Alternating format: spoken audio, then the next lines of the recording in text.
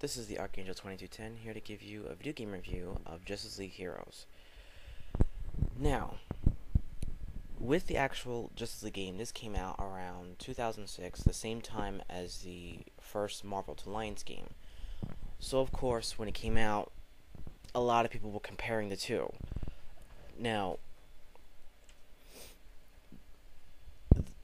you get a lot of characters to play in this game. You get the main core 7 that you play as are Superman, Batman, Wonder Woman, Flash, John Stewart Green Lantern, Martian Manhunter, Zatanna. And then as you progress in the game, you can unlock the other two Green Lanterns, Green Arrow, Hawk Girl, Huntress, and Aquaman. And as you and you also have alternate costumes for the original 7, not the unlockable characters, unfortunately. I actually would have liked to have more characters to play as, like some Justice Society members. If they have Huntress, they should have had Black Canary, Supergirl. But Black Canary and Supergirl, they're actually exclusive characters for the PSP version. So if you want to play as those characters, you gotta get the PSP version. This is actually the PS2 version. I have to say, the character design, the model character design, were really, really nice. They look like they were modeled after real people. Unlike other games where in the PS2 they kind of modeled them after almost shiny action figures, but in here the character designs looked really spot on, looked really nice, especially for the hair and the cape. It looks like they paid attention to detail and they really took their time, which is probably why there isn't that many characters in here, because they wanted to take the time and attention to each character, to their each specific abilities and such. That being said, I kind of do wish that there were more unlockable characters. Maybe 10 more characters you can unlock, that you could play as. Now, the game itself is very short. Cutscenes included. But without the cutscenes, it's 13 hours. Which is, for a video game like this, is very short. Very short. Roughly about 13 hours.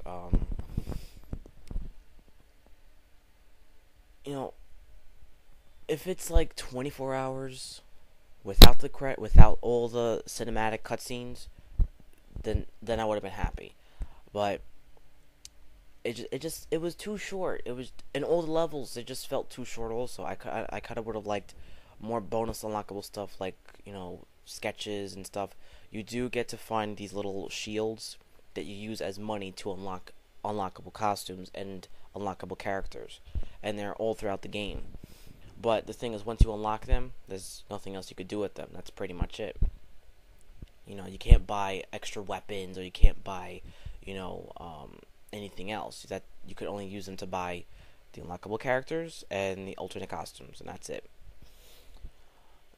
Now, the villains in the game, they had, of course, Brainiac, Darkseid. He's the big guy at the very end, so if you haven't played the game, spoiler alert, but not really spoiler alert by now. Doomsday, but it's not really Doomsday, it's a Doomsday's clone. Gorilla Grodd, Killer Frost, Queen Bee, Solivar, well, he's not a villain. The Key, White Martian Leader, and that's about it. No, those are good villains, but I would have actually liked to see, Lex Luthor in his battle armor, the Joker, Cersei, Mirror Master. I would have liked to see some big name, Justice League villains. Star Sapphire, just throwing a few names out there. I would have liked to see more Legion of Doom type of villains and have it be more of a Legion of Doom versus Justice League. But basically, the story of the game was that Brainiac was getting telepathic messages from a meteor that hit Earth for him to do all these things that, that end up him working with all these different villains, such as the Key, Killer Frost, and all the other people. And it all lined up into this one plan, and the asteroid ended up being Darkseid. and he destroyed Darkseid destroyed Brainiac in order for him to reconstitute himself. So then it's an okay game, but I felt like when the apocalypse came and it was Darkseid, I felt like it didn't kind of go dark enough. I felt like they kind of held back a little bit, with the darkness. I guess because the kids are gonna be playing this, because it's Justice League. It's really like this is not nearly as dark as uh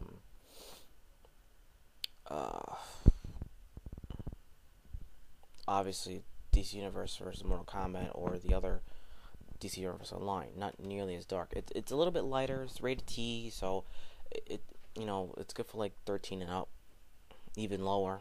Like 10 and up. The powers for each character, they get about 4 to 5 powers per character. And you can use these boosts to increase the power strength, range, speed, and so on and so forth. The stronger the boost, and the highest level boost you could put on is a 7, which are very difficult to make because you have to actually, combine different boosts to make the strong number. And then you can apply that onto a power. And I think you could add up to 4 or 5 boosts onto one power. So you can make the powers really strong. And this enables you to get really strong, get really powerful, increase their health and energy. And I like the fact that they didn't have potions in here or any type of healing garments or anything. It was just, you just have them sit off to the side, wait for a few seconds, and then they recover, which was really great. The main complaints I would have to say about this game, the game graphics are really great. I have to say, I actually like the in-game graphics better here than in Marvel Ultimate Alliance, the first one. Here it was really great. With all I could say is that the game was too short. I would have liked more villains, and I would have liked to have more alternate costumes. Longer game, more villains, more characters. Other than that, it was a great game, and it's probably must have for any Justice League fan, any fan of superheroes in general, DC Universe. So go check it out, Justice League Heroes. Well, I'll be signing off for now, and stay tuned for more video reviews, rants, movie updates, and be sure to subscribe and leave a comment below.